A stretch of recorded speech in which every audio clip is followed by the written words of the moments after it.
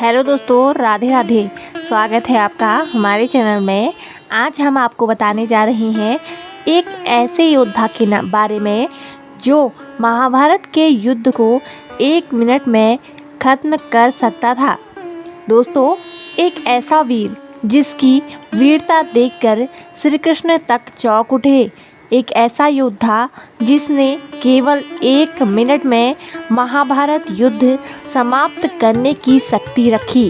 क्या आप जानते हैं वो योद्धा कौन था? दोस्तों, आज हम आपको यही बताने जा रहे हैं जो शायद आपने पहले कभी इतनी गहराई से नहीं सुना होगा। उस अनसुने नायक की कहानी जिसकी वीरता का लोहा स्वयं श्री कृष्ण ने भी माना था, पर जिसने युद्ध में भाग लेने के बजाय अपना शीश दान दे दिया और बन गए कलयुग के भगवान।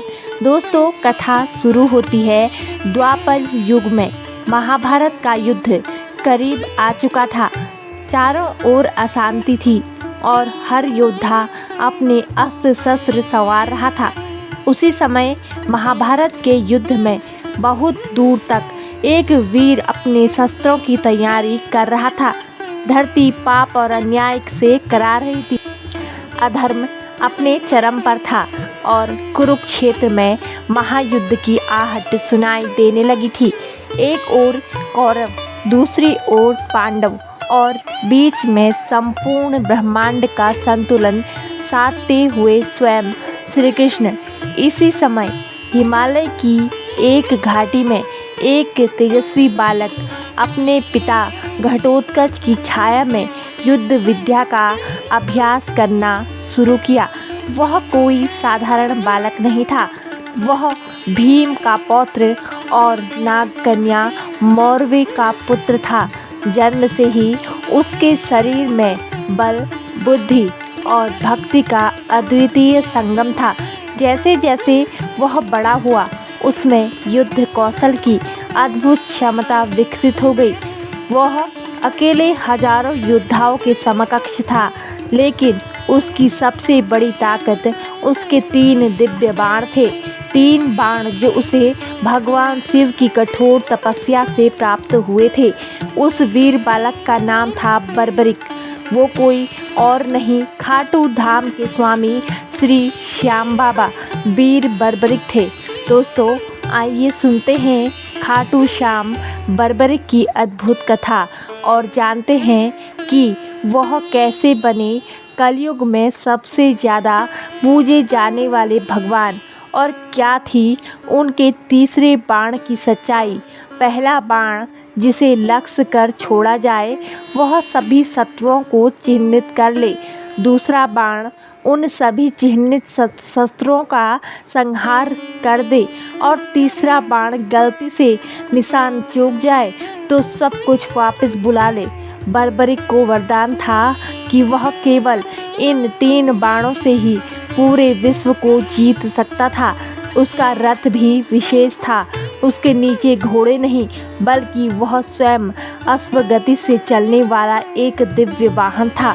लेकिन माता मौरवी ने उससे एक वचन लिया, बेटा, कभी भी उस पक्ष का साथ देना जो कमज़ोर हो, क्योंकि वही सच्चा धर्म है।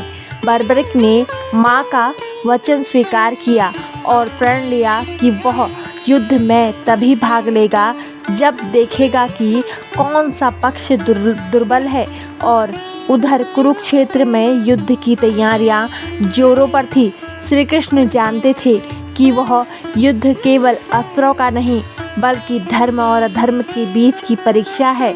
तभी उन्हें सूचना मिली कि एक अद्भुत वीर युद्ध भूमि की ओर बढ़ रहा है। एक ऐसा योद्धा जो केवल 3 बाणों में पूरी सेना को अंत तक कर सकता है। श्री कृष्ण चौंक गए।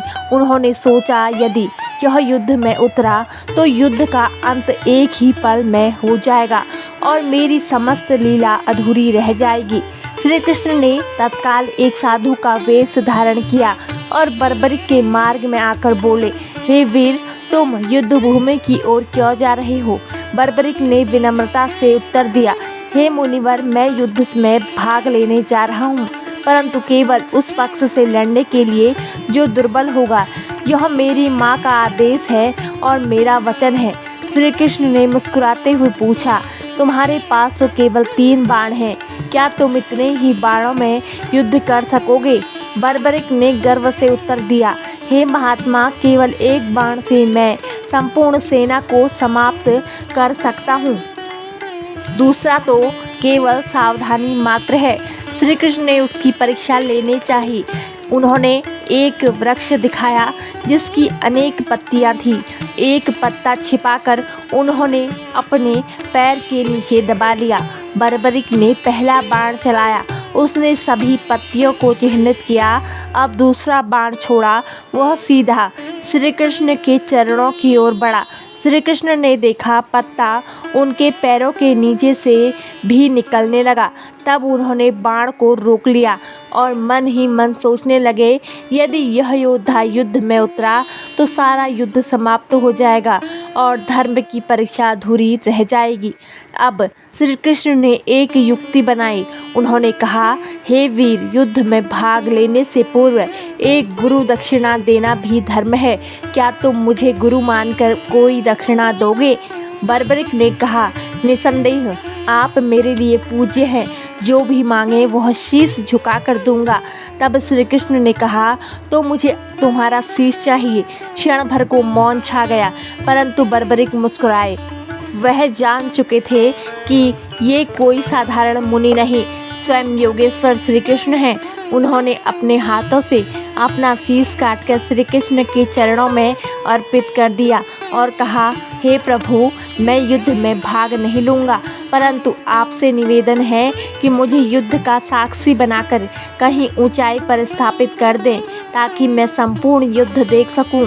श्री कृष्ण ने उसका शीश एक पर्वत की चोटी पर रखवाया और कहा, हे बर्बरिक, तुम साक्षी रहोगे उस धर्म युद्ध के जो युगों तक स्मरण किया जाएगा, और कलयुग में तुम श्याम नाम से पूजे जाओगे।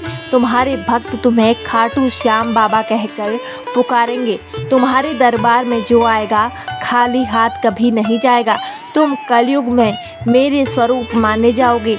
युद्ध समाप्त हुआ, धर्म की विजय हुई, पांडव विजय रहे। परंतु जब अंत में श्री कृष्ण से द्रौपदी ने पूछा, प्रभु, इस युद्ध की असली जीत किसकी रही? तो श्री कृष्ण ने मुस्कुराकर बर्बरिक के शीश की ओर इशारा किया। इस युद्ध का सच्चा साक्षी तो ये रहा, निर्णय भी इसका ही होना चाहिए। तब बर्बरिक का शीश बोला, हे माता, मैंने देखा कि युद्ध में यदि कोई सच्चा विजेता था तो वह श्री कृष्ण थे। उनके बिना यह युद्ध संभव ही नहीं था। वे ही रणनीति थे, वे ही शक्ति, वे ही विजय। वह दिन था जब उस वीर बलिदानी को संपूर्ण ब्रह्मांड ने प्रणाम किया। आज उसी बर्बरिक को हम बाबा खाटू श्याम के नाम से पूजते हैं। राजस्थान के सीकर जिले में स्थित खाटू धाम आज श्रद्धा और आस्था का केंद्र है। कहते हैं, बाबा श्याम के दरबार में जो एक बार सच्चे मन से चला जाए, उसके जीवन की सारी बाधाएं दूर हो जाती हैं। वह केवल शीश देने वाले वीर नहीं, कलयुग के देवता हैं। जो माता अपने बेटे के युद्ध में जाने पर गर्व से उसे धर्म का वचन देती है, वह मौरवी कहलाती है। जो बेटा युद्ध भूमि में अपना शीश तक दान कर दे, वह बर्बरिक कहलाता है। और जो वीर अपने बलिदान से श्री कृष्ण की लीला को पूर्ण करे, वही खाटू श्याम बाबा कहलाते हैं। जय हो उस परम वीर की, जिसकी भक्ति में भाव है, जिसके त्याग और बलिदान को युगों तक याद रखा जाएगा।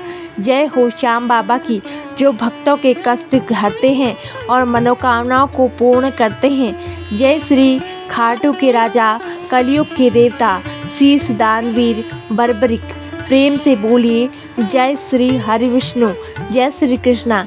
ऐसे ही और भी आध्यात्मिक और ज्ञानवर्धक वीडियो के लिए हमारे चैनल को सब्सक्राइब कीजिए। और आपको यह वीडियो पसंद आई हो तो लाइक एंड शेयर ज़रूर करें। धन्यवाद दोस्तों, मिलते हैं अगली वीडियो में। जय श्री कृष्णा, जय माता दी।